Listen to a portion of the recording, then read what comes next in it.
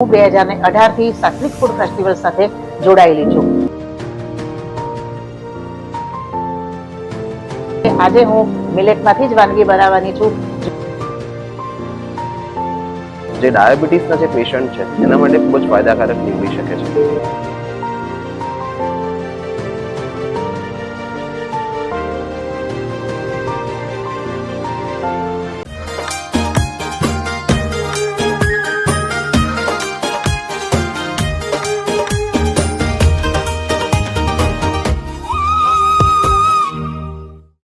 વિકાસની દોડમાં અને જીવનની મોજમાં આપણા રસોડાના ખજાના ક્યાંક પાછળ રહી ગયા છે. કારણ કે વિસરાતી જઈ રહી છે વાનગીઓ જે પ્રાચીન ભારતમાં જીવંત હતી, જે બનતી હતી બાજરી, જુવાર, રાગી અને કોદરી જેવા પોષક તત્વોથી ભરપૂર અને આપણા આરોગ્ય માટે વરદાન સમાન મિલેટ્સમાંથી. કહેવાય છે કે જે આહાર લેવાથી મનુષ્યનું આયુષ્ય, સત્વ, આરોગ્ય અને બળ વધે તે સાત્વિક આહાર છે. અને આવી જ સાત્વિક વાનગીઓની વાત કરે છે સૃષ્ટિ સંસ્થા. તે માત્ર સંસ્થા નથી પણ સંકલ્પ છે. તેથી સૃષ્ટિના ઉપક્રમે આપણે જાણીએ એક વિસરાતી જતી વાનગી વિશે. હું 2018 થી સાત્વિક ફૂડ ફેસ્ટિવલ સાથે જોડાયેલી છું. 2018 પછી 2019માં હું સાત્વિક ફૂડ ફેસ્ટિવલમાં વિનર થઈ હતી અને એ પછી મેં 2 વર્ષ ભાગ નતો લીધો. એનું રીઝન એ હતું કે મને એવું લાગ્યું કે જો હું જ પાર્ટ લઈશ અને વિનર બનીશ તો બીજાને ચાન્સ કેવી રીતે મળશે. સાથે સાથે આજે હું મિલેટમાંથી જ વાનગી બનાવવાની છું. જુવાર, રાગી અને સ્પ્રાઉટ મગના થેપલા. જેના માટે જોઈશે સ્પ્રાઉટ મગ, તલ, અજમો, રાગીનો લોટ, જુવારનો લોટ, ઘઉંનો લોટ, મેથી, કોથમીર, આદુ, મરચાં, લસણની ક્રશ કરેલી પેસ્ટ, મોણ માટે તેલ, મીઠું, દહીં, હિંગ અને લાલ મરચું. 2 ચમચી દહીં લઈશું. તેમાં 1 ચમચી લાલ મરચું, અડધી ચમચી હળદર, અડધી ચમચી મીઠું અને ચપટી હિંગ,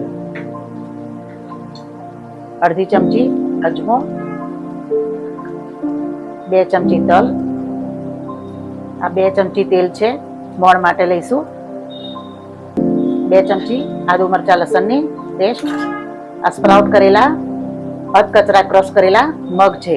જે અડધો બાઉલ આપણે મેથી લઈશું અને અડધો બાઉલ કોથમીર લઈશું.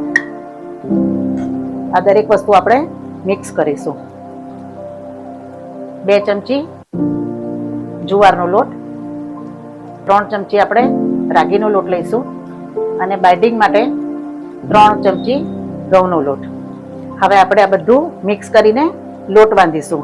જરૂર પ્રમાણે પાણી લઈશું.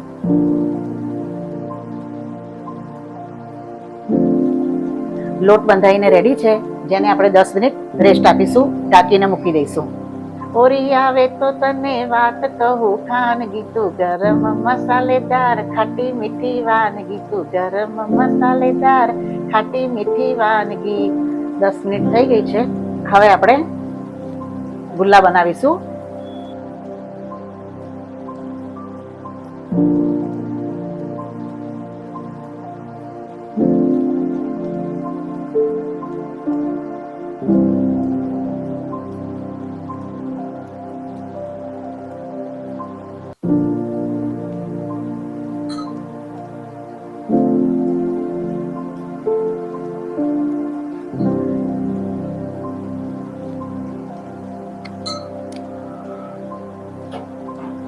બંને બાજુ તેલ મૂકીને શેકી લીધું છે થેપલું અને આછા ગુલાબી રંગનું થઈ ગયું છે.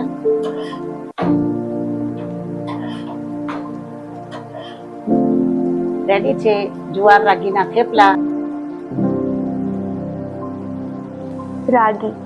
રાગીનો ઉદ્ભવ ઇથોપિયામાં થયો અને પછી તે ભારતમાં સ્થાન પામ્યું. અમુક પ્રાદેશિક બોલીઓમાં રાગી ઓળખાય છે નાગલી તરીકે. રાગીનું સેવન કરવાથી હાડકાં મજબૂત બને છે.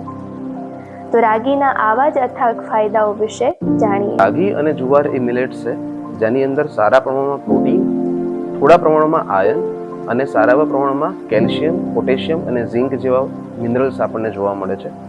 હવે જ્યારે આપણે એના ફાયદાની વાત કરીએ ત્યારે રાગી અને જુવારના ગ્લાયસેમિક ઇન્ડેક્સ ખૂબ જ ઓછા હોય છે, જે ડાયાબિટીસના જે પેશન્ટ છે એના માટે ખૂબ જ ફાયદાકારક નીવડી શકે છે.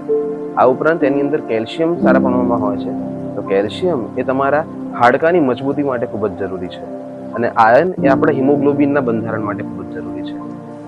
તો આવો આપણે પરંપરાની થાળી ફરી જીવંત કરીએ, કારણ કે આરોગ્ય એટલે માત્ર શરીરની તંદુરસ્તી નહીં, પણ જીવનનો સાચો આનંદ.